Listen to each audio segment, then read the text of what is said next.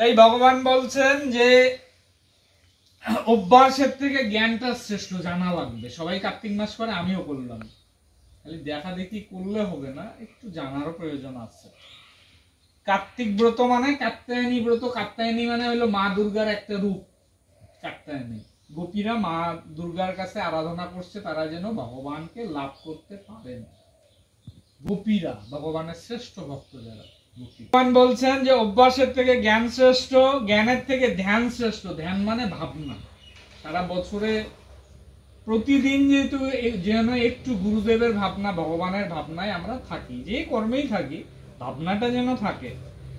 ধ্যানাৎ কর্ম ফল ত্যাগ। ধ্যানের থেকেও শ্রেষ্ঠ যিনি সবকিছু ভগবানে অর্পণ করতে পারেন।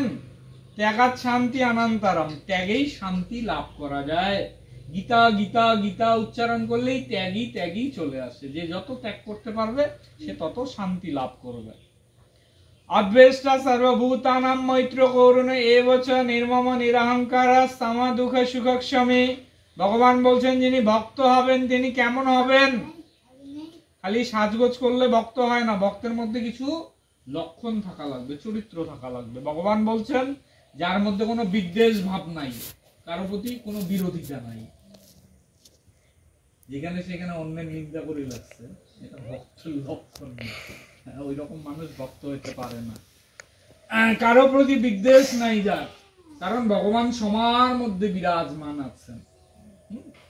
মৈত্র করুণ এবচ। মৈত্র মানে হচ্ছে বন্ধু ভাবাপন্ন সবার প্রতি, কারণ তিনি জানেন ভগবান সবার মধ্যে আছেন। প্রহ্লাদ বলছেন যে স্তম্ভে ভগবান আছে, হিরণ্যকশিপুকে বলছেন স্তম্ভটা ভাঙলো হিরণ্যকশিপু, সেখান থেকেও ভগবান ভয় হইল, ভগবান কোথায় নাই। তাই যিনি ভক্ত হবেন, মৈত্র ভাবাপন্ন হবেন, দয়ালু হবেন, নির্মম নিরহংকার। নির্মম মানে যার কোনো মমতা নাই, আসক্তি নাই। এই যে বাড়ি ঘর যা কিছু আছে না, জমির দলিলটায় আমার নাম আছে। একটু যদি আমরা ভাবি যে আজকে থেকে 30 বছর 40 বছর আগে জমির দলিলে আমার নাম ছিল? ছিল না, বাবার নাম ছিল। বাবার সময় শেষ হয়ে গেলে বাবার নামটা কাটে আমার নাম বসাচ্ছে, আমার নাম, আমারও সময় শেষ হয়ে গেলে আমার নাম কেটে আরেকজনের নাম বসবে। চিরকালীন কোনো কিছুই না। ভাড়াটিয়া যেমন কিছুদিন ভাড়া থাকে, আমরাও কিছুক্ষণ সময়ের জন্য আছি মাত্র। তাই ভগবান বলছেন যিনি ভক্ত হবেন সবকিছুই আছে, কোনো কিছুর তার প্রতি আসক্তি থাকবে না। শিঙি মাগুর মাছ যেমন কাদায় থাকে, গায়ে কোনো কাদা লাগে না, ঠিক সংসারে থাকবেন, সবকিছুর মধ্যে থাকবেন, কোনো কিছুতে আসক্তি নাই। এটাকেই বলছে মায়া। মায়ার বন্ধন খণ্ডন করো, কীর্তনে কয় না? খালি কীর্তন করলে তো হবে না, ভাবনাটারও পরিবর্তন করা লাগবে। এই বন্ধন খণ্ডন হওয়া খুব কঠিন ব্যাপার। তাই ভগবান বলছেন যিনি ভক্ত হবেন নিরহংকার। ভক্তের মধ্যে অহংকার থাকবে না। অহংকারটা ভগবান একদম সহ্য করেন না, এটা আসুরিক প্রবৃত্তি। অহংকার হইলেই সে অসুর হয়ে গেল। এমন অনেক অনেক মানুষ দেখছি খুব সুন্দর সাজগোজ, তো অহংকার ত্যাগ করে পায় না। অহংকারটা হইলো অসুরত্ব। ভগবান গীতায় বলছেন অহংকার থাকলে ওটা অসুর হয়ে গেল, কিচ্ছু লাভ নাই। যিনি ভক্ত হবেন সমা সুখ দুঃখ ক্ষমে। জীবনে সুখ আসবে, দুঃখ আসবে। আমরা ওই যে পূর্ব জন্মের যে কর্ম করছি তার ফলে সুখ দুঃখ পাই। ভগবানের দোষ দিয়ে কিছু লাভ নাই, এটা আমার কর্মের ফল। তাই আমরা সর্বদাই যেন চেষ্টা করি যে ভবিষ্যতে এমন না কিছু কর্ম করি না যার ফলটা খারাপ হবে। সংসারে আমরা যে 2-4 জন মিলে আসি, বড়দের যেন সম্মান করি, অসম্মান না করি, কাউকে এমন খারাপ কথা না বলি। কারণ এই প্রতিটা কর্মের ফল কিন্তু ভোগ করাই লাগবে। দিনটা আমাদেরও একদিন আসবে, আমরাও বুড়া বুড়ি হব না? এখনকার দিনে দেখি অনেক বাবা মা খুব শিক্ষিত, কিন্তু বয়স্কদের প্রতি এমন আচার আচরণ না। এই যে মরিচবাড়িতে দেখলাম বৃদ্ধাশ্রম হয়ে গেছে, এখানে সোনারীতে বৃদ্ধাশ্রম হচ্ছে, আস্তে আস্তে দেখা যাবে সবখানে বৃদ্ধাশ্রম। শিক্ষিত যারা বড় বেশি তারাই কিন্তু বাবা মাকে পাঠায় বৃদ্ধাশ্রম। অমন শিক্ষা নিয়ে কিছু লাভ নেই। কারণ ভগবান বলছেন কর্ম ফল ভোগ করতেই হবে। বাবা মাকে যদি আমরা সম্মান শ্রদ্ধা না করি, ছেলে মেয়ে আমাদের দেখে কি শিখবে? আমরা যখন বুড়া বুড়ি হবো আমাদেরকেও বৃদ্ধাশ্রম পাঠাবে। কর্মের ফল ভোগ করাই লাগবে।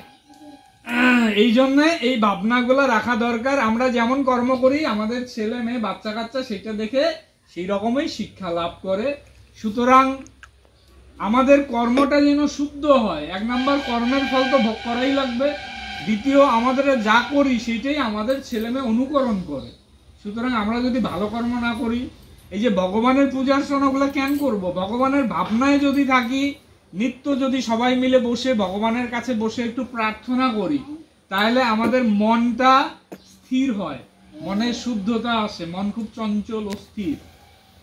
সকালে উঠেই যদি সবচেয়ে ভালো হয় স্নান করে একটু পূজার্চনা, একটু দীক্ষা মন্ত্র জপ, এগুলা করলে কি হয়, আমাদের মনের একটা স্থিরতা আসে, মাথাটা ঠান্ডা হয়। মাথা ঠান্ডা নিয়ে আমরা যে যে কাজই করি সেই কাজে যদি যুক্ত হয়ে যায়, কাজটা আরো ভালোভাবে, সকালবেলা যদি ভগবানের নাম এর মধ্য দিয়ে আমাদের স্থিরতা আসে, কাজটায় আরো সফলতা পাওয়া যায়। ये तु धर्ममृतमिदं अथक्तं पर्युपासते श्रद्धानामत्परमा भक्तस्ते मे प्रियाः। ভগবান ভক্তি যোগের শেষ শ্লোকে আসে বলছেন, আমরা অনেক সময় ভাবি যে পাঠ কীর্তন হইল আমরা ধর্ম লাভ করলাম। ভগবান কিন্তু সেই কথা বলেন নাই। ভগবান বলছেন এই যে আমার ধর্ম রূপ অমৃত কথাগুলা যিনি গ্রহণ করে এটা পালন করার চেষ্টা করবেন, তিনি আমার প্রিয় ভক্ত হতে পারেন। ভগবান তো অন্তর্যামী, ভগবান সবার হৃদয়ে বসে আছে। এই জন্য আমরা যদি সেই পথে, আমি সম্পূর্ণ গীতা ভাগবত অনেক কিছু জানলাম, খালি জানলে হবে না, মানা লাগবে।